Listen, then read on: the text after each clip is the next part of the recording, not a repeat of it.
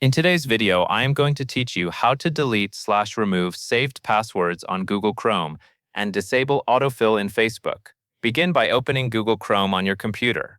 When Chrome is open, look to the top right corner of the browser window and click the three-dot menu. From that menu, click Settings. Inside Settings, find the section called Autofill and Passwords. This is where Chrome stores and manages things like saved passwords, payment methods, and autofill data. Click Autofill and Passwords, and then select Google Password Manager. Once you are in Google Password Manager, look through the list of saved sites until you find facebook.com. If you have a long list of saved passwords, take your time and make sure you select the correct website entry. Click on the Facebook entry to open its saved details.